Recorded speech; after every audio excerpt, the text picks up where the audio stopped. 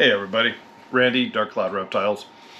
So, I've been meaning on doing a video as far as mentoring. I see a lot of people talk to me and they get mentored by different people. And, I think a lot of the mentors, they don't mean to not be as informative. They're not really sure how to do it. I see a lot of people, they'll bring you in and they'll talk to you about what you're doing and tell you it's good, or point you in a direction to what somebody else is doing.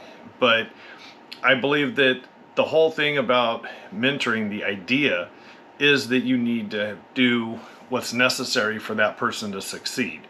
So it's almost like you're trying to help the person get the job. So if you don't start with the fundamentals, it's already you're two steps behind. So, with this video, this is assuming that you already have some snakes and that you're looking at breeding and you want to go further and you want to make it a business, and maybe at some point you might want to make it your full-time business.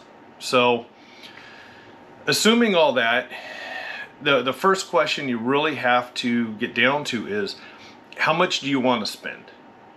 And that's a real crucial question, because every time I've made limits, I've passed them. I'm not very good at restricting myself, unfortunately. Some people, they are doing it as a family, they're doing it as a parent and a child. There's always the situation where maybe the other parent or the spouse doesn't want you spending as much money. So that's something you really have to think about as well too, because unless you want to have family problems, then that could limit what you do. I have a friend that, it's funny as hell, she gets gift cards to buy snakes, so there's no record of it on the credit card. Kind of ingenious. But so yeah, you really need to look at that. And the thing is, if you put yourself in a financial hardship, you're going to fail. And you're going to get to a point where everything that you've bought, now you're going to have to sell. You'll end up losing money on, more than likely. So you can't just go out and just buy until you're broke. You have to be a little strategic. You have to look at everything. You have to look at your racks. What's that going to cost you? And everything else that goes with it. So like for me, I have a cleaning cart. I buy a ton of tubs at a time. I've got all my shipping supplies. There's a lot that goes into it. Gloves, things for cleaning the tubs, bedding, everything. So really look at that. Just know ahead of time, whatever your limit is, that's just for the animals, you've got that monthly monetary expense for taking care of them. And another thing you've got to think about is, how much space do you have? I see a lot of time people going and getting animals and running out of space, and they have to put extra snakes in the same tub for a while just so they can run out and get another one. And I admit, I've even recently had this problem, and it wasn't because I bought animals, it's because I had a bunch hatch. So I had to call friends up and say, hey, take these animals, hold on to them for me. I had to get another buddy to get me a rack so I could hold those animals. So things like that happen, and at that point you have to decide, maybe you'll wholesale some off. I've got friends of mine who send me wholesale lists, and you wouldn't believe how cheap some of these animals are, but you have to get 50, 60 at a time. So that's one thing you really need to be aware of. And when I say space, it's not just for your racks. You've got to have space for your bedding, for all your cleaning supplies, everything. Because if not, you throw it outside. I don't know if you have wild animals, they might get into it. Weather could destroy it, which is just more of an expense for you. So when you think about your space, think about everything.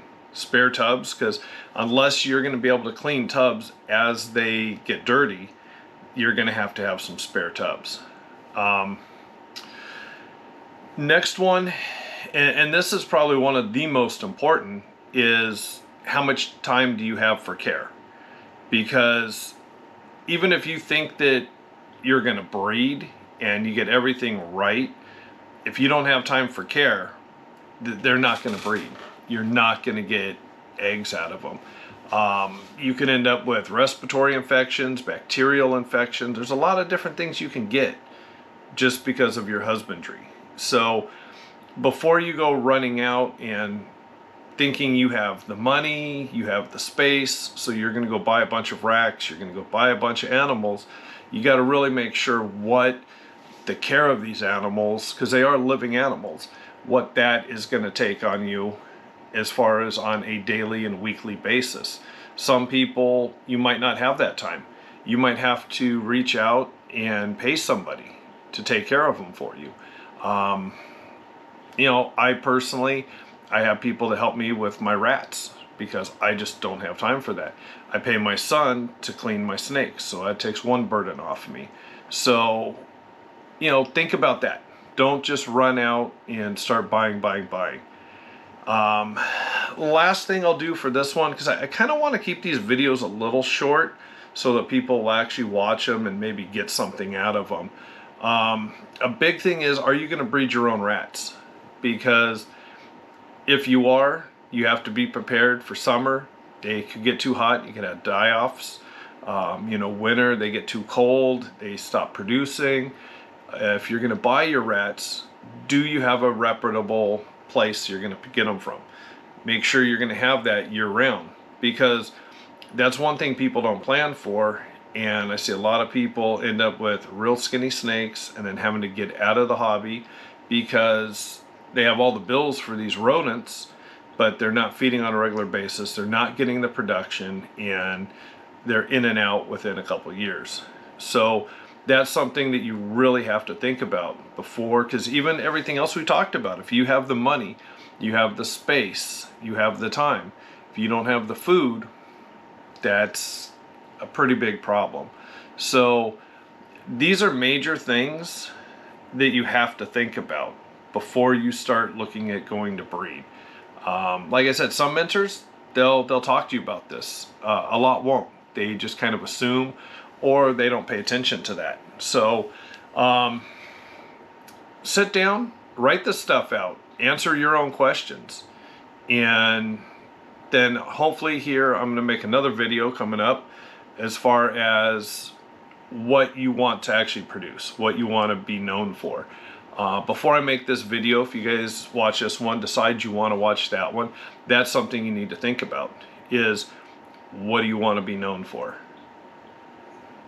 All right, well, I hope you guys enjoyed this. If you have any questions, let me know. Thanks.